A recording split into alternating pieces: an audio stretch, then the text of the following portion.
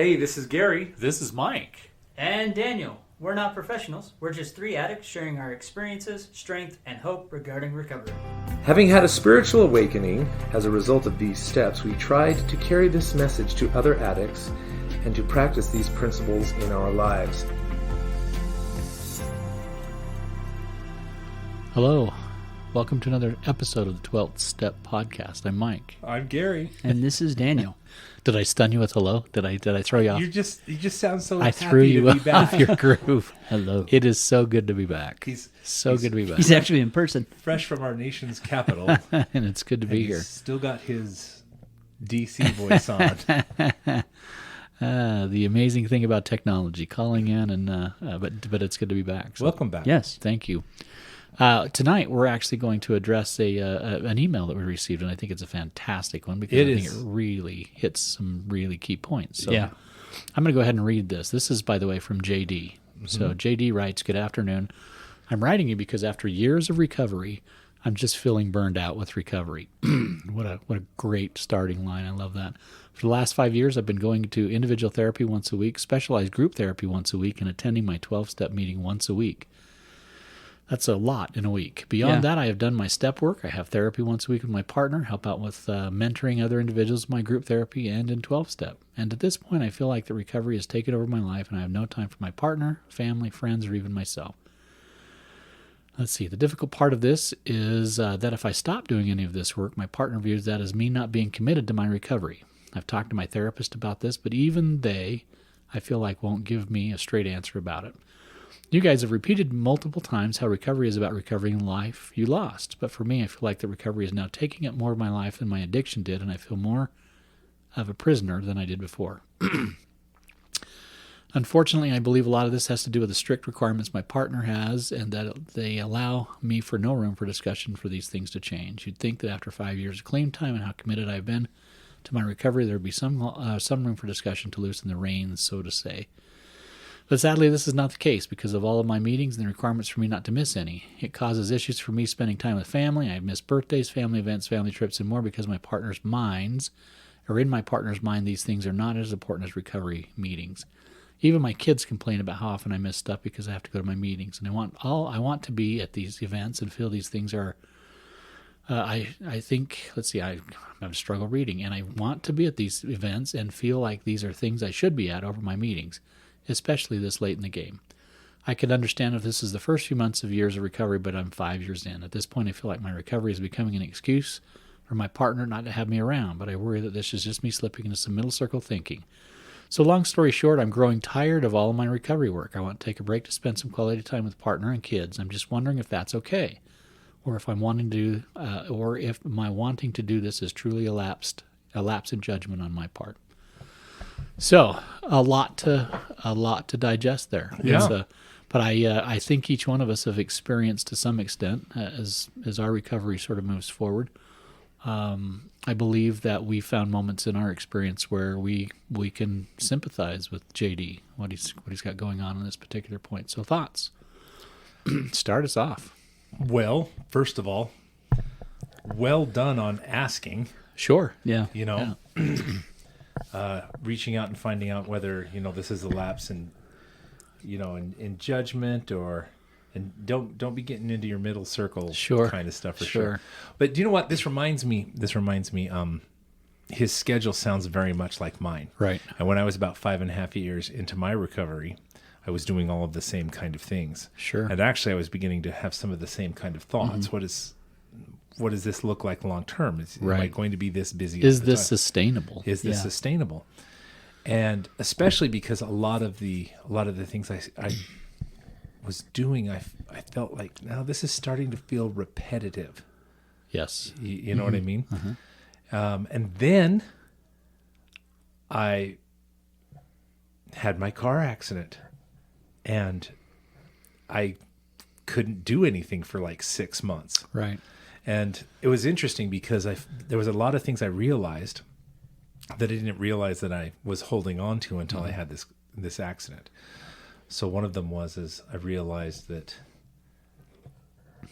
this is going to sound strange, but I was a little surprised that the group just kept going without me.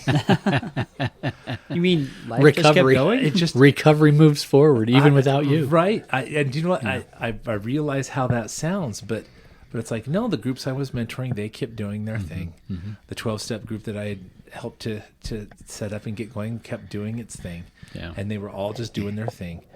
And, and the situation in my life now demanded that my attention be put onto some other things. So my first thought is, and this podcast is a really good example, I accept the reality that I'm going to do something recovery oriented probably for the rest of my life. Right.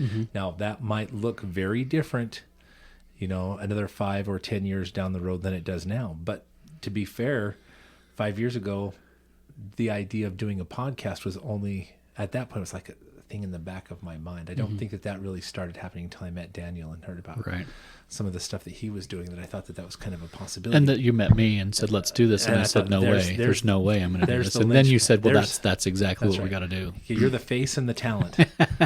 No. Yes. No, it was my denial that was the face and the talent, because that's what pushed us over the edge. So there's Just think, in 4 years, we'll be doing this for 3 years. Or in 4 months, we'll be doing this for 3 years. Wow. I was going to say 4 years. We'll be doing this for 3 years. No, in not 4 sure. months, we'll be doing this Not for sure 3 how years. that maths. Yes, no, I messed that But up. do you know what? There are a couple of things that he mentioned that I really do want to highlight. First of all, you don't want to become reliant on your therapist either. Sure. The idea Correct. is that you're going to get a lot of tools and that's going to work out. And that should, when I first started recovery, I was seeing my therapist twice a week, sometimes more. Right. And then as that went on, I started spacing out. Soon it became once a week, and then eventually it started becoming once a month. Right. And then it turned into just to touch base or feel, and now I don't, apart from the groups or, the Sage 3 group that I'm in or the groups that I mentor, I don't see him in that capacity anymore because it's not necessary. But I'm still open to the idea of, if it becomes necessary, I would go back. Right. And I still touch base with him when major events kind of hit, and I say, hey, what do you think about this? Right. I remember like my son in his senior year walked out. He was on the football team and he walked out, and I missed that. There were a lot of things I missed, but that was like really early in my recovery. Yeah. But I've noticed that in this Sage group that I'm in now, in this therapy thing, that when something comes up, I will straight up, no, I'm going to go. As you should. Yeah. As you should. As I should. But I'm in a place where it's different. And in fact, the therapy that we're, and you guys have both done the Sage C stuff, it starts talking about how to put your life, to start living your life in a way that it integrates the principles of recovery, but it's different. You get to live life. Yeah. It's not about going to meetings and that. I want to sort of dovetail into some things that you're talking about here. First and foremost, I think JD has defined recovery as being A, go to a meeting, or B, doing a step work, or C, Thank you. mentoring or something along those lines, right? And all of that certainly qualifies as really good recovery stuff. But there's an entire universe of stuff out there. That's right. That constitutes recovery. Technically, we're doing it right now. Absolutely. That's true. But one thing that jumps to mind is there's a section, obviously, in our Sage 1 book regarding courtship gone awry is the section that we talk about in there. And the author does a great job talking about what the 12 steps of courtship are and identifying what those phases, each one of those phases would be, and how addiction sort of overrides that, right? What we do is the concept of gone awry is that the things that normal people do, we tend to hang ourselves up in. And so one of the things I found myself thinking about an awful lot was, well, if addiction really sort of robbed me of some of these things, could I practice some of these things in my marital situation? Could I focus on some of these steps in a healthy way? Because I know I've clearly done it in an unhealthy way. Sure. And so just things that we can do naturally. My wife and I could go on a date and we could practice certain phases of this particular thing. What could we focus on in a different way? How could I see things differently? All of that stuff in my mind is recovery oriented. I don't believe that recovery fits in the category of A, I've got to go to this meeting on Monday night, B, I got to go to that meeting on Tuesday, and C, and by Friday I'm exhausted and I've missed all this stuff with my kids, because that's the other thing that addiction did in my universe, is it robbed me of those experiences with my children. So health recovery then is about spending time with quality time with my kids, and they're recognizing that, hey, Dad can't be there because he's got these groups. Well, sometimes it's okay to miss the group stuff because those things are important, and it's really particularly important in relationship with your kids. So that's my take on that. I just don't see the recovery material as being these particular issues, particularly after 5 years, right? I don't see it. It doesn't translate into being in meetings, doing the step work, doing all that sort of stuff. Now, that brings us to the question of his spouse and what she defines as being or his significant other, and what she defines as being recovery oriented. What's your thoughts on that? I have some ideas, but I mean, my suggestion, therapy, go in with the therapist, sit down and have a discussion about that. I mean, it could be that maybe she just doesn't understand that, now it's okay to let loose because, she's been in this traumatic place. So that's the only way she's been able to create safety by holding on to the reins so tough. And maybe it's time to now go to a place that's safe for the two of them to have a discussion to say, okay, he's been doing well for 5 years. Maybe it's time he can maybe just go to 1 week, one meeting a week, Right. or relax that. No, I was just going to say, yeah, it sounds. Now, we only have the keyhole of the his of perspective. this Yeah, that's email right. to look through, but it's kind of a. I don't think that I would want my wife to see my recovery in terms of the meetings I attend. Mm-hmm. Exactly. Now, I have to balance my life, and I think I've come to a point now where if I have I think I'm to a point now where if I do one thing during the week that is like a meeting or Yes. recovery oriented or something like that serves my purpose, that keeps me focused, and then I'll do things like this. We Right. get together twice a month, something like that. Sure. To record these kind of things. And then I'm always helping people. I still have people that I mentor, that I coach, or things like that. So you need to create what you want your recovery to look like. Okay, but yes, absolutely. Part of recovery is rebuilding these relationships and being Yes. able to enjoy them and what that looks like. Because, Well, and another thing I'm thinking as you were saying that is, has he had that conversation? Because maybe this is his assumption, of what That's also true. she believes is, if he doesn't go to every meeting, then he's not doing it. I mean, that we don't know for certain, but maybe he's just assuming. Yeah. And we know that's a thinking error. There's a couple pieces that I unpack with all of this. First of all, I started down this path taking ownership of the fact that this was my addiction. And so I very clearly expressed to my wife that this is my addiction and my recovery. So it has nothing to do with you. It's not your fault, not any of those things. And so as my recovery sort of progressed, I had the opportunity then to say again, this is my addiction and this is my recovery. So in other words, I didn't look to her to be able to define for me what recovery looked like. I didn't want her to define for me what addiction looked like. I decided to decide for myself, this is what I was struggling with in my own life, and I wanted to fix that. Whether she was with me, and I consider it a miracle that she stayed with me. But I understand the fact that if she said, no, I can't, I'm not willing to go that route with you anymore. So my point being is that this is my addiction, my recovery, and there are places along the way where I have to be able to say, you know what, I'm ready to move to the next phase. Here I am. I'm at the place where I need to be able to do this and I need to be able to do that. It's that kind of latitude that means I'm growing and moving in the right direction. So he just, I think it's a conversation he needs to have with his wife, and she'll see that at some point in time. I don't believe, I can't believe anyway, that the way she sees his recovery being as just simply going to meetings. I just can't believe that's it, because there's an awful lot that happens at meetings that doesn't necessarily translate into I'm living a different life. Yeah. It just means I'm gone all the time. yes. So things to unpack there. Oh yeah, I'm just all over the place with this one. Another thought that I have is like I said,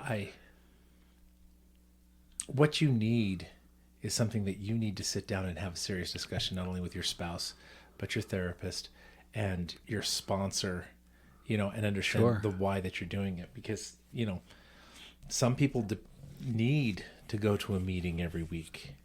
Right. And if they're having trouble, they'll need to go more. And you've got to stay open to the idea that, you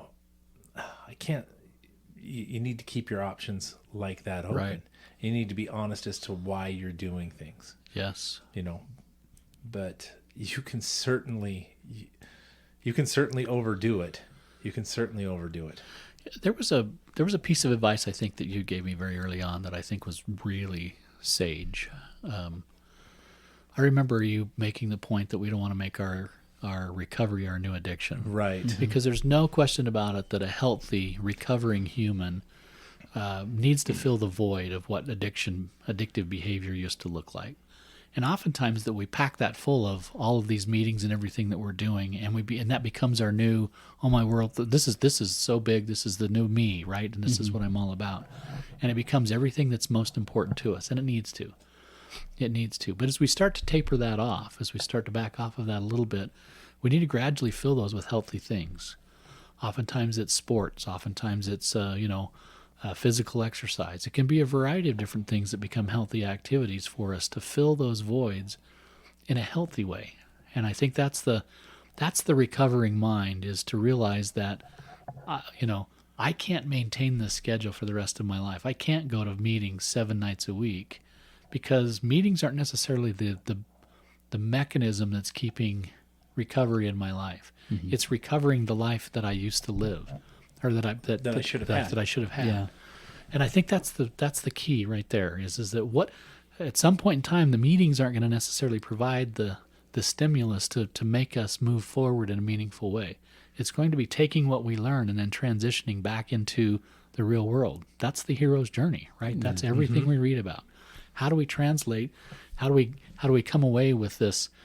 I've got this new piece of information. Now I'm going to take it back into the real life and apply that.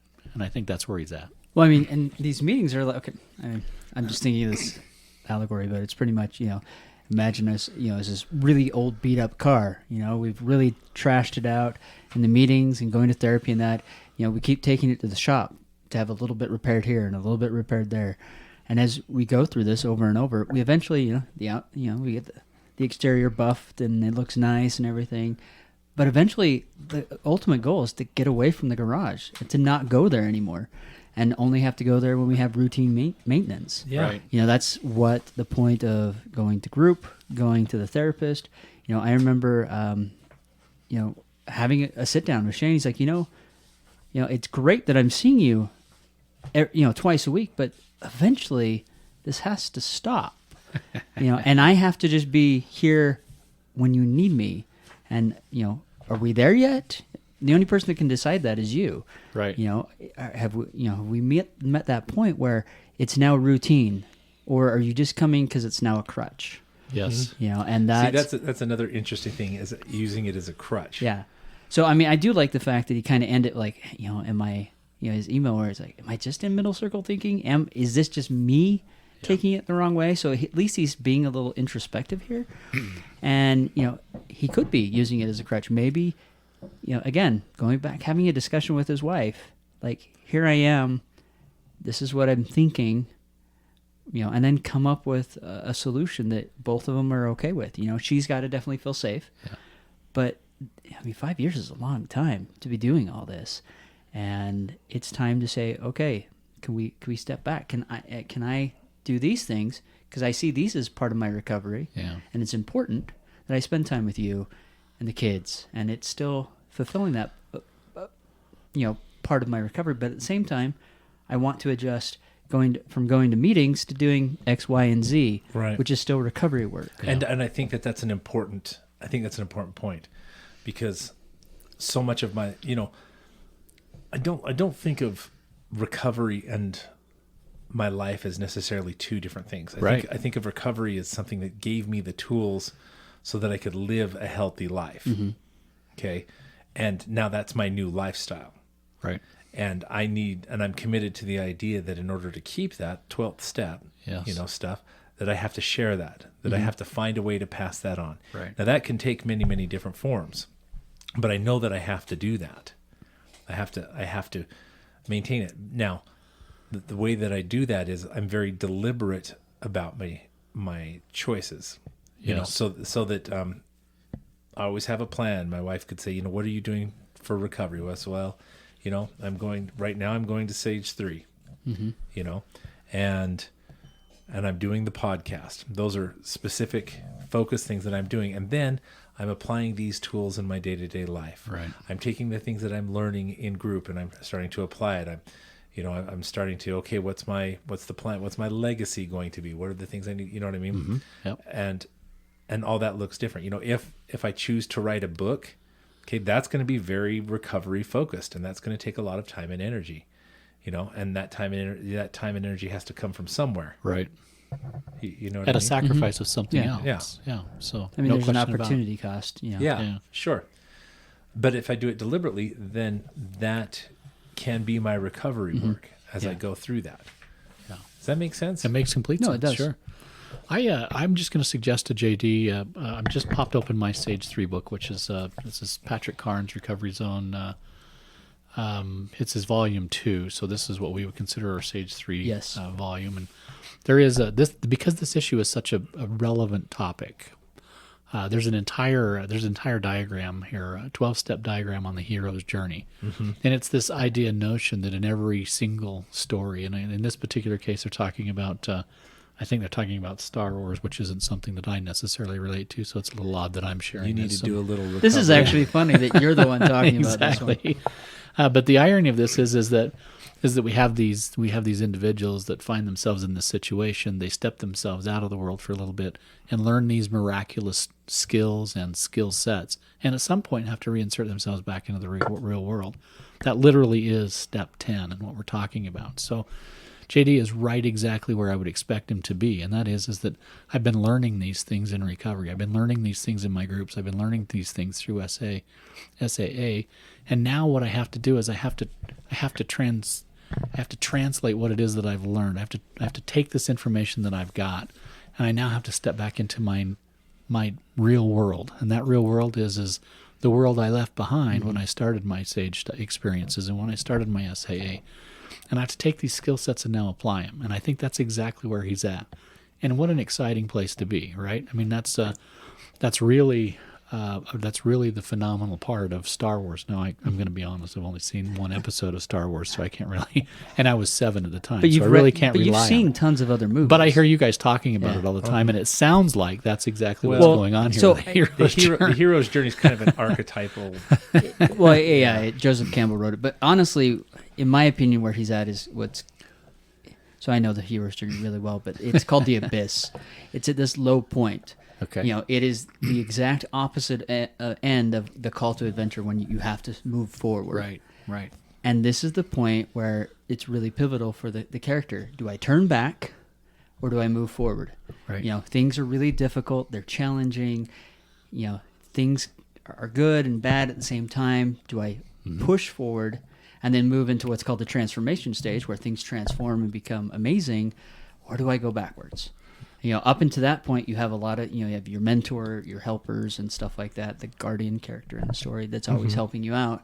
And now you're at a pivotal point to say, okay, do I charge forward? Right. And I think that's where JD's at. He's in that abyss, and it's also called death and rebirth, where he's at this point where he can either choose to kind of die and just do this, this everything and not really reclaim his life. He's just going to do he's been told, or as Shane would put it, be Melvin Milquetoast and just go along. Or does he take a step forward and say, hey, I have reached a point. I have done all this work. Yeah. Can we Now I loosen need things? Can we loosen things up, make things so that I can be at these events with our kids, spend more time with you, go to family trips or whatever those events are, Let me demonstrate the skills I've and then learned. let me demonstrate those and show that the transformative power to you of what I've experienced and what I've learned. Right. And then recognize that putting the time into those relationships is actually also recovery Part of work. recovery Yeah. work. You Yeah, know, that's right. In fact, that's one of the things that Sage 3 has you do is start rebuilding your, Well, and, meaningful and relationship. the beautiful part about that is he's doing that. That goes to the next part of the hero's journey, which is atonement. He's going to be able to atone the whatever has happened in his marriage with his wife by showing him, look, these are the things I've learned, and now she can see those things actively happening. And now we can pursue the marriage and the relationship Yeah, that we've always wanted. That we've Yeah. always wanted. Yeah. yeah. Yeah, very, very applicable tool. It's something that really resonated with me as we've gone through this a couple of times now. It just where am I at along this path? Where am I at along this journey? And so when JD sends an email and asks those questions, it causes me to reflect. Where am I at? What's happening in my world? Is recovery my new addiction? Am I involved? Have I reached a stagnant place? Right. What do I need to do to keep recovery very much a forefront of my life? Because I'm certainly not interested in just drifting back. Yeah. I'm not interested in that. So I want to do things that are recovery oriented every day as well. Gratefully, I have an opportunity to visit with my wife and say, well, where are we at? What is it that means the most to us? And we've moved literally from the individual recoveries or individual sessions with a counselor to now a marriage counselor, and some of those things, all of which are recovery based. So very much appreciate where it's going and how it's working out, because she's very much a part of that. I do think that you need to make sure that if you're going to choose to start cutting back on some of this stuff, which I think is absolutely fine, but you need to do it with the right frame of mind and the right attitude. You certainly need to talk to your sponsor. You certainly need to talk to your wife, but you definitely do not want to do it because you resent it or you're tired of it. Correct. Or it's like, I'm done with this because I'm Right. burned out. You need to exit these things in a healthy, deliberate way, Right. Not in a reactive, I'm tired of this kind of stuff. No, I mean, you bring Yeah. up a valid point. You definitely don't want to be coming at this from a place of resentment. Right. And you can kind of maybe see there could be some resentment in there where it's like, I'm just tired. I've done this for 5 years. She won't let me stop. You can kind of feel that. And that just may be because it's an email. You can't really express that. Sure. Yeah. And we're just kind of reading into that. But Well, we try to cover all of our bases. yeah, you definitely want to sit back and say, okay, am I coming at this from a place of resentment and anger? Yeah. Or, am I just at a place where it's time to move forward because I want to be reinserted back into my family? I want to be reinserted back into my life because I've learned a lot of tools that I can do that, and I want to do that Yeah. moving forward. I'm going to make another observation in his email that I think is interesting. He makes a comment that he'd like to talk to his therapists about that. I've talked to my therapist about this, but even they, I feel like, won't give me a straight answer about it. They is an interesting word to Well, use. he uses they throughout a time or two, and I'm fine with the pronoun concept of Well, what I'm he's just wondering talking if about there's here. more than one more than one therapist. therapist. But what's interesting about this is if there's concern about your therapist not giving you a straight answer, that's problematic on multiple levels. Yeah. Right. I do believe that our therapists have our best interest at heart, and I know sometimes that plays out in ways that we don't necessarily understand. I know that there have been lots of people who have come and gone from our very own counselors, the meetings that we've attended, partly because they struggle with his bedside manner, to be quite honest. And I've come to appreciate that bedside manner in more ways than one, simply because it breaks down the pieces that I need. I don't see it as though he's hitting me. I think what he's doing is hitting hard at my addiction. And I need to be able to separate and break that down in a meaningful way. And I think he's been able to do that for me. So I believe that it would be wise for JD to have a conversation that I think he's saying to himself, well, they're probably not going to see my best interest in this particular case. They want me to keep coming, or whatever the case may be. And I don't believe that to be true. I think the counselor will, the counselor that he's seeing, or the counselors that he's seeing, will really have his best interest at heart and say, let's talk about a plan about transitioning you into a more healthy, situation, because I think that's what they want. Yeah.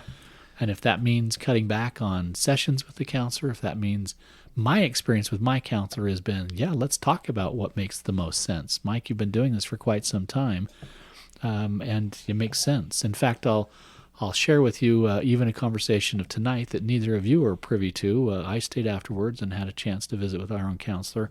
I have an opportunity to participate in another group with a counselor that I've been attending for my with my I actually know marriage about this. my marriage counselor, and I had a chance to visit with our counselor and talk to him about that, and turned out he'd actually suggested that I take an opportunity to go a different direction, and the reason for that is because he knows full well that as long as I've been doing this, that it's great to see it from a different perspective. Oh, absolutely. Yeah. That's healthy.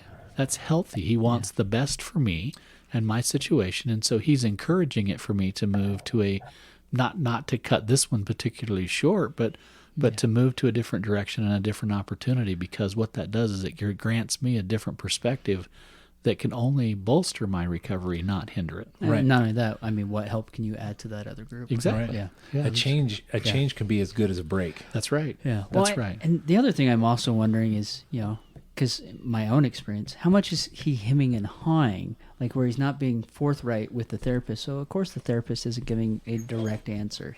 Because I remember instances where I was kind of hemming and hawing around a question. And, of course, our therapist wasn't giving me a straight answer because I wasn't giving him a question that he could say, do this or do that. And so it may be that with you hemming and hawing around it, your therapist isn't going to give you Isn't the picking answer up you what you're want. putting down. Yeah, because maybe you're saying, well, she just won't let me stop going to my meetings. Well, you're not really saying, hey, I think I've reached a point where I want to pull back and start coming less often, which would open up that dialogue and that discussion with the therapist. Yeah. Because where it's kind of this passive aggressive way to get to it. And of course the therapist isn't going to go, well, all right, well, because she's saying that, maybe we should talk to her and reduce that.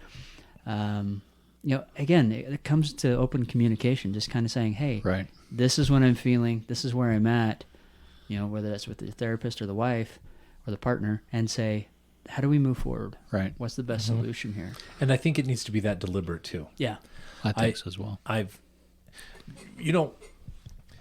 When we did the first Sage 2 group, okay, it didn't have quite a structured syllabus that it does now. Right, right. That our counselor has. It was just kind of an open-ended thing. Mm-hmm.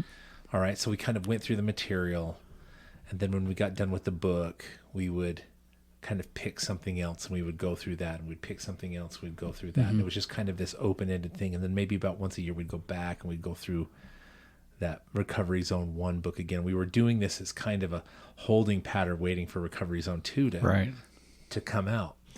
And I felt really committed to this, which is, and so I'm starting to come close to, and this is what I was doing with the accident. And this is why it was so surprising to me. It's like, oh, it kept going, and look at me, I'm just fine. I've got it. Right.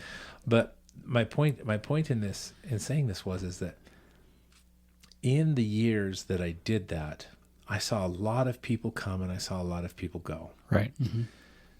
And I'm coming back around to that leave on a positive note. I never saw anything good come of anybody who left because they were angry or resentful or Right. tired of it or done.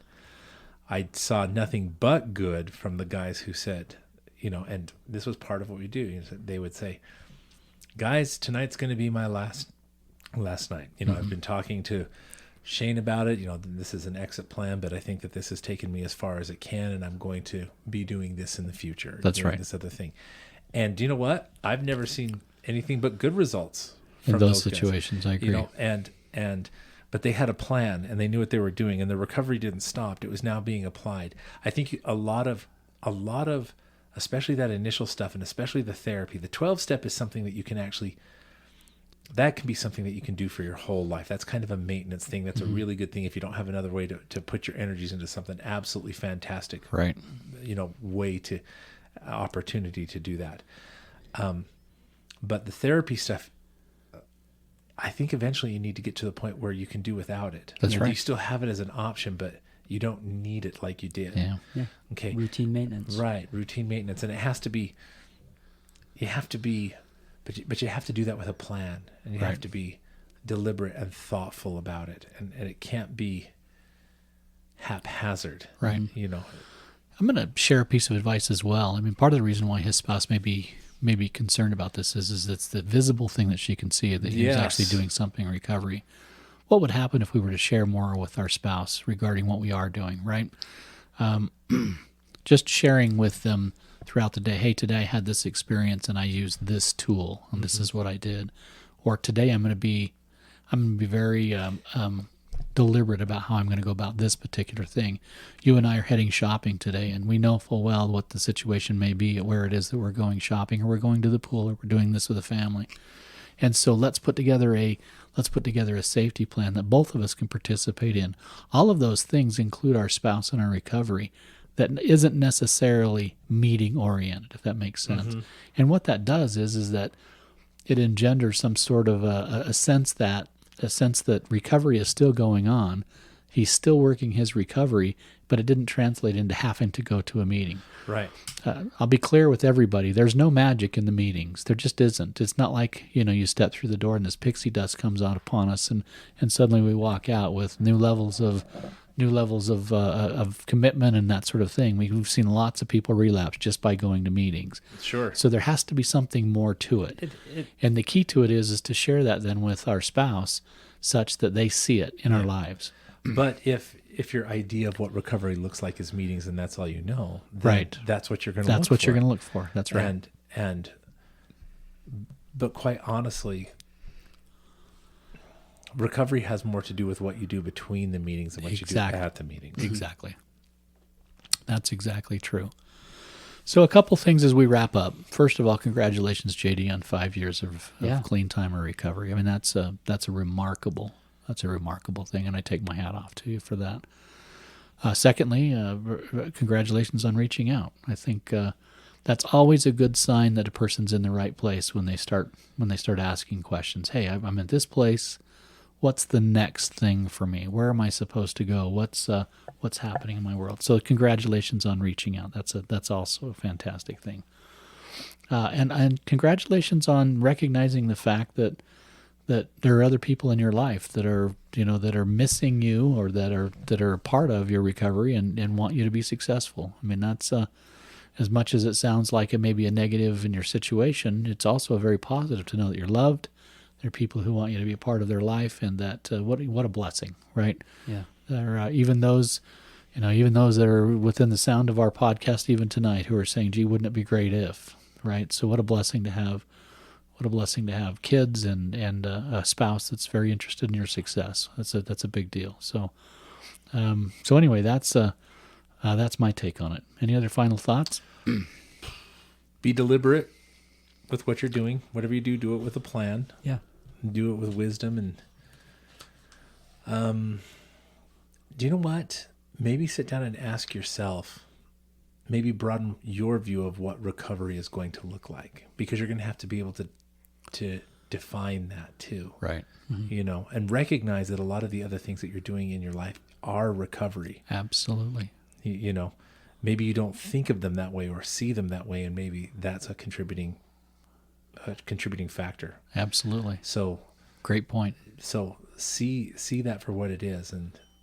But yeah, I'm on board with Mike. Congratulations on all your stuff. And what is it typically the end of Act 2, right? If it's a movie, end of Act 2 is where you're at. Yeah. The heroes at their abyss, their low. Yeah, it's point, the right? abyss. You're kind of at that low point. You're at a really good place to springboard into your future. Yeah. And, Momentum. yeah. Yeah. And it's not that you're at a low point where it's like, man, life is just horrible, like rock bottom. This is, the bottom of the swing before you start swinging upwards, Yeah. or the pendulum. Yeah. If you can get past this point and, look at all the amazing things you've done, Right.